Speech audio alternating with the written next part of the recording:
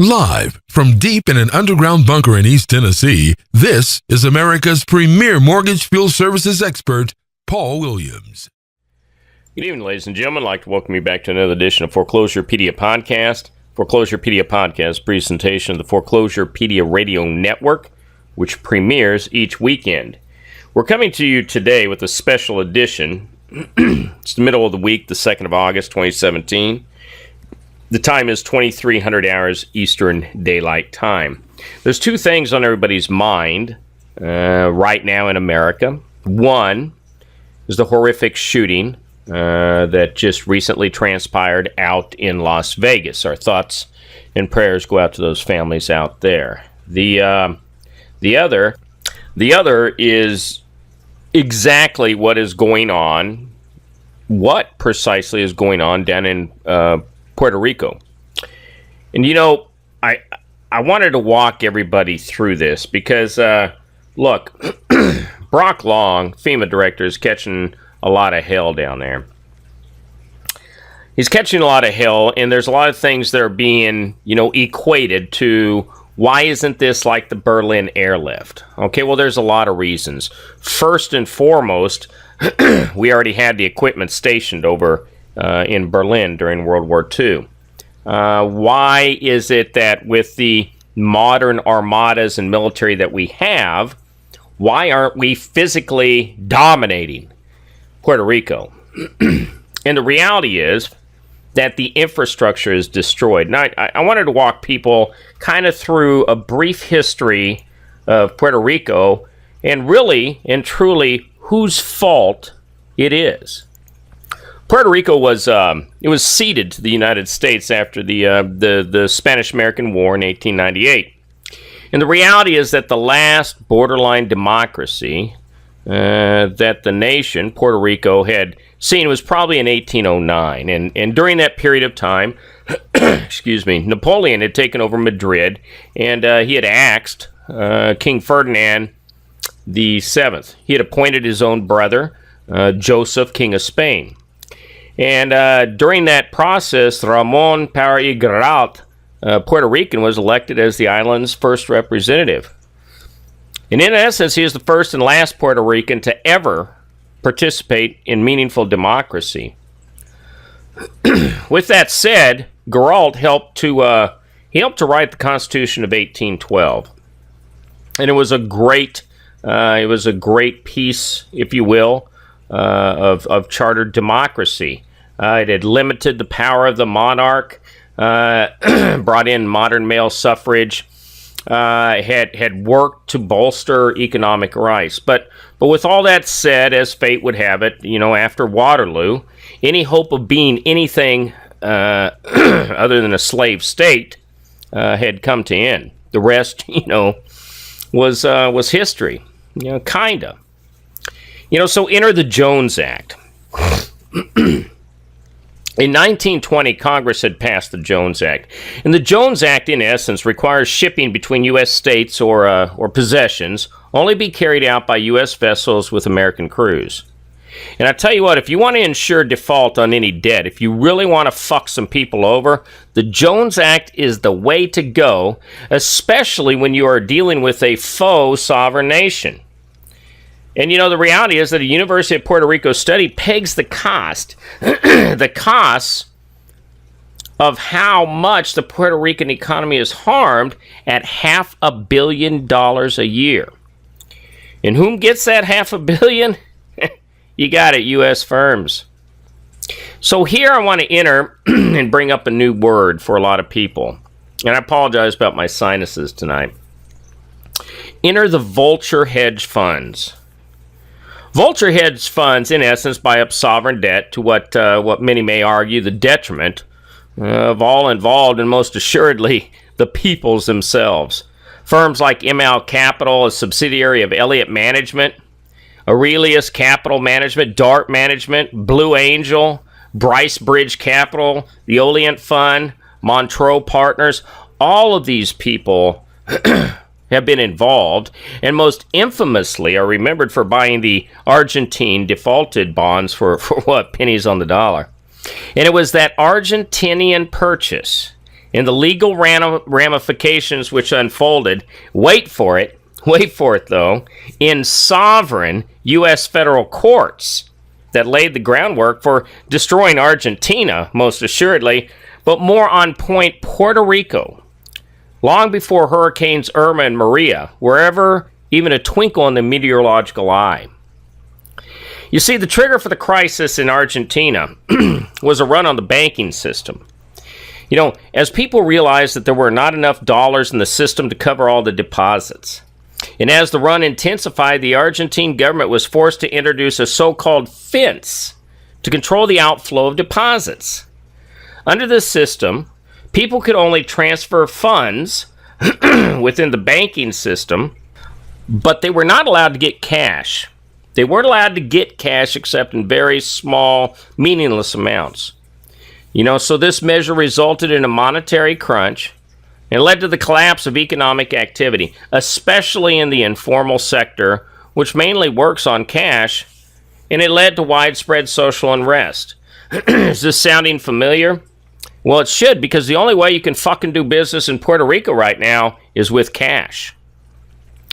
This wasn't the part of the story, though, that was important. In fact, here's how the New York Times put it. In late 2001, Argentina defaulted on $132 billion in loans during its disastrous depression. Gross domestic product dropped by 28%. 57.5% of Argentines were living in poverty, and the unemployment rate skyrocketed to above 20%, leading to riots and clashes that resulted in 39 deaths. Unable to pay its creditors, the New York Times goes on, Argentina restructured its debt in 2 rounds of negotiations. The package discounted the bonds by 2/3, but provided a mechanism for more payments when the country's economy recovered, or that's what we're calling it. Vast majority of bondholders, 93% of them, accepted the deal. So the saga of how Vulture Hedge Funds, these entities, began a pillaging tour, which looked much like Blackbeard arriving on Wall Street, culminated in Puerto Rico in 2012 in a ruling by Judge Thomas Grisa of the United States District Court for the Southern District of New York. The Vulture Hedge Fund sued Argentina, and Grisa ruled that Argentina had to cough up the cash at full value, $4.65 billion, immediately. Some of the returns on investment hit record-setting 1,500% interest. And that, when combined with an interest rate of 9% mandatory under New York law, well, the fix was in for Argentina. And to rub salt in the wounds, Grisa also forced Argentina to pay the Vulture Hedge Funds in full before anyone else was allowed to come to the trough, and trough it was. Argentina became the poster child of the pornography which Vulture Hedge Funds have become. It was like a shoot entitled Vulture Hedge Funds Does the World, except the world was the one getting financially gangbanged. More often than not, sovereign debt restructurings do absolutely nothing to restore economic growth. For governments in desperate situations, these hedge funds are often the only end of the road that's available. You know, many of them will imply that situations like these are moral hazards, which refers to the idea that allowing countries to renegotiate and lower their debts only reinforces the malfeasance and behavior that put them in debt from the beginning. In the case of Puerto Rico, the irony is that the moral hazard was reversed by rewarding investors for making small bets and reaping huge rewards. Even more sickening, though, as you will continue to hear from me tonight, is the fact that the United States set Puerto Rico up to fail from the beginning. It brought in the Vulture Hedge Funds to make a killing, and then left the Puerto Ricans to die in the streets. Make no mistake about that. Puerto Rico attempted to convince the United States to extend the bankruptcy law to include itself, but it fell upon deaf ears. Not surprising, as the Vulture Hedge Funds had lined the pockets of countless Democrats and Republicans to ensure that Puerto Rico remained a slave colony. whose only purpose was to provide a cash cow to the hedge funds and a bombing range for the United States Navy in Vieques. Oppenheimer Funds and Franklin Templeton Investments landed a final nail in the slave colony's coffin that we call Puerto Rico today, when and you're going to love it, the U.S. Federal Court in Puerto Rico and the U.S. Court of Appeals for the First Circuit declared that no way in hell was Puerto Rico going to be able to file bankruptcy. They called it, and wait for this, they called it unconstitutional. It is a bitter irony. The U.S. won Puerto Rico as a reward for kicking Spain's ass over a century ago. Now, I want you to remember, this is the same Spain that is kicking the shit out of their citizens right now in the Catalonia region for even daring to vote for freedom. Passed from one master to another, Puerto Ricans have been screwed since the start.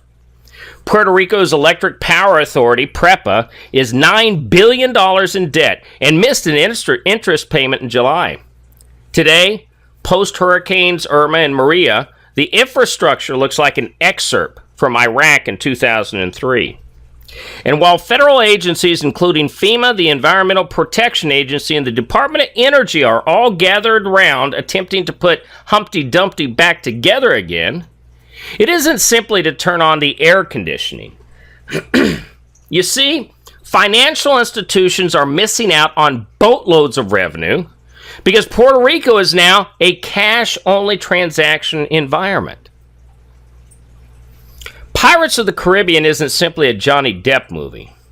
When the Puerto Rico Fiscal Control Board was put together, after Congress became involved in Puerto Rico's debt crisis earlier this year, Jose Ramon Gonzalez and Carlos Garcia were placed on it. Now, you might be asking right about now, who in the fuck are these guys? Well, glad you asked. Because before they were appointed to the control board, Gonzalez and Garcia moved between top position in Puerto Rico's Government Development Bank, which issues the island's government bonds, and Banco Santander. Most of y'all remember Santander as Santander here in the United States. That's right, the car loan people who will fuck you up your ass every chance you get. They're a Spanish-owned mega bank, and they were buying and structuring the vast majority of those same obligations. Gonzalez and Garcia are frontmen for Santander. And like all movies, including the financial porn gangbang where Puerto Rico plays the lead role, Gonzalez and Garcia were getting the biggest bang for the buck. In fact, according to a recently released report entitled, you're going to love it, Pirates of the Caribbean, a 2009 bond issue that Santander underwrote netted Puerto Rico $139 million. You know what it required for Puerto Rico to pay back on that $139 million? $730 million. 5 times the value of the loan, according to the report. Gonzalez, who had been president of the GDB from 1986 to 1989, became head of Santander Securities, the arm of the bank that underwrote Puerto Rican debt in 1996. In 2002, he moved up to CEO of Santander's Puerto Rican holding company, a job he held until 2008. Garcia similarly began working in Santander's Puerto Rican operations in the late 1990s and held a number of leadership roles. He left the bank in 2009 to become president, and you're going to love it, of the GDB, and returned to Santander yet again in 2011 for another top executive job. Between 2010 and 2015, Puerto Rico lost nearly 7% of its population. That means fewer people to pay the debt at the end of the day. And in fact, almost half of Puerto Ricans live in poverty. 37% of children live in extreme poverty. And unemployment is well over 12%. 600 of the island's 1,400 schools are expected to be closed in the next few years. Hospitals are struggling to staff operations and pay utility bills, and over a quarter of the population is expected to be infected with the Zika virus by the end of 2016. And we don't have stats for 2017 yet. These statistics were before Hurricanes Irma and Maria ever made landfall. During the administration of Luis Fortuno, Puerto Rico's governor from 2009 to 2012, Carlos Garcia and a group of former Santander executives were appointed to run GDB and instituted a massive bond insurance program. It lies at the root of the solvency crisis facing Puerto Rico today. This group also facilitated the creation and distribution of bond deals that contain features such as capital appreciation bonds and interest rate swaps that some experts have termed predatory, and which Santander profited from as an underwriter and broker-dealer.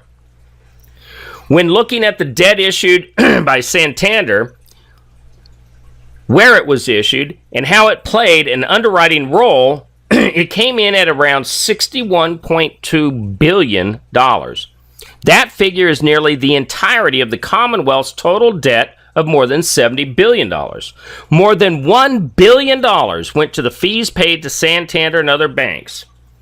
And you can read into that, because I do. Simply read, Gonzalez and Garcia lined their pockets in such a manner worthy of having them hung on a flagpole high in San Juan and beaten like a piñata. Santander helped underwrite a bond issue in 2011.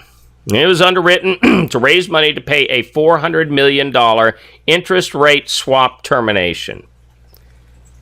These monies could have been best used to fund healthcare or infrastructure.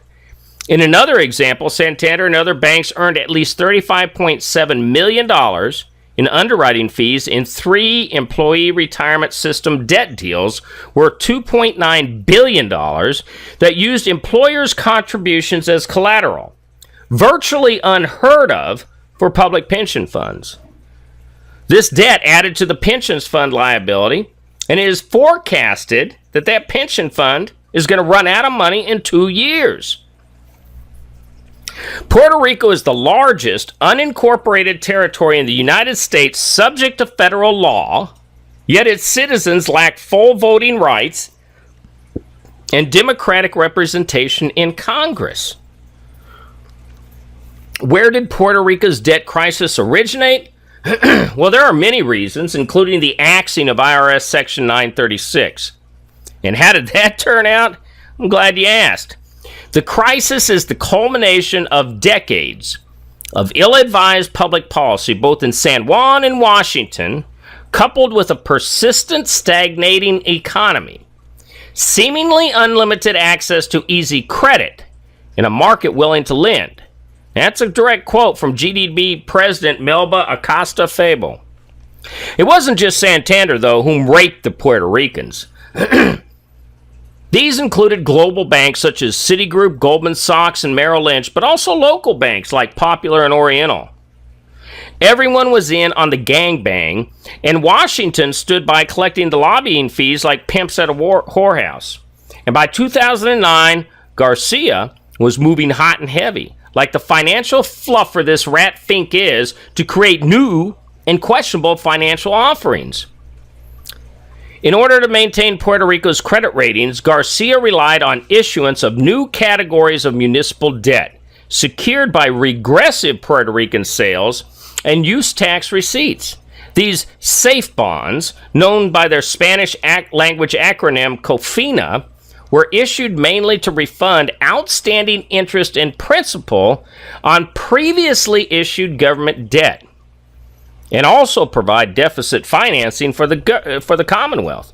The legality of COFINA as a separate governmental structure with a dedicated revenue stream to exclusively pay bondholders has never been determined by a court, although it is the subject of ongoing federal lawsuits between rival groups of COFINA and general obligation bondholders, and you can guess why. Enter law number 7. In March 2009, as austerity was hitting full swing, Garcia's GDB began issuing debt without ever considering whether or not it would actually save Puerto Rico money. Debt deals began to be made to simply cover the interest. And all this with king's ransoms in payment to Santander, Juan Carlos Batil, and Garcia. Today, those bonds have been downgraded to junk, and they're not even worth the paper they were written upon. When the recession hit Puerto Rico, the underfunded Employee Retirement System Plan issued its own bonds at the direction of the governor. Esveda Villa, including Santander and other banks. In 2008, Santander helped underwrite 3 bond issues using employer contributions as collateral, virtually unheard of for a public pension plan. The ERS deals allowed pension holders to hold the debt and bondholders to be paid before those owed their pensions. In fact, ERS in Puerto Rico's teacher retirement system, covering 330,000 workers and retirees, have liabilities totaling $43.2 billion, while their assets are only worth $1.8 billion, a 96% shortfall. Reportedly the largest ever for a U.S. state pension. The financial rape of Puerto Rico was a premeditated slaughter. And at the end of 2012, Banco Santander, along with Gonzalez and Garcia, had financially fisted every man, woman, and child in Puerto Rico. The Vulture Hedge Funds and their predatory behaviors destroy countries and their population, but they also threaten the entire world. In 2014, the United Nations began pushing reforms, but both the United States and the UK, the 2 largest nations with the highest concentrations of Vulture Hedge Funds, did not support the process. I mean, go figure. After World War II, Puerto Rico began specializing in production for export, which has predominantly financed and been controlled by U.S. firms. The flip side of this has been that Puerto Rico began importing most of their consumer goods needed. In essence, this has created a typical colony environment. As an example, Puerto Rico imports more than 85% of their food today. To really put this into perspective, around $35 billion leaves every year lining the Vulture Hedge Fund pockets. This is around 35% of Puerto Rico's gross domestic product. Fact of the matter is that Puerto Rico has never been able to provide sufficient employment for its workforce. At present, Puerto Rico has a 40% labor participation rate. The official unemployment rate pre-Irma and Maria was around 14%. Puerto Rico's per capita income is a third of the United States figure and a half the per capita income of the poorest state in the United States. Around 45% of the people of Puerto Rico live under the poverty level. The corresponding figure in the United States is 15%.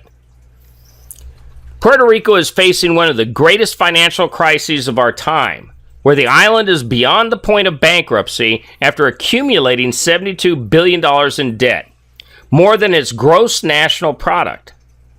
The island is home to 3.5 million residents in the homeland of roughly 5 million Puerto Ricans in the diaspora who are watching intently as the island tries to prevent its nation's collapse. The debt is not only unpayable, as Governor Alejandro Garcia Padilla declared in 2015, it is also arguably the result of unscrupulous business practices, largely on the part of hedge funds, who brought junk-rated municipal bonds at extremely low prices and then charged excessively high interest rates. The jig may be up, though. The Berkeley Journal of International Law has a great paper from 2012 entitled No Complicity Liability for Funding Gross Human Rights Violation, and it has a great statement. The doctrine of arduous debt argues that debt accumulated by an odious regime that burdens rather than benefits the people of that nation should not be repaid. This is the first part in a multi-part series on Puerto Rico.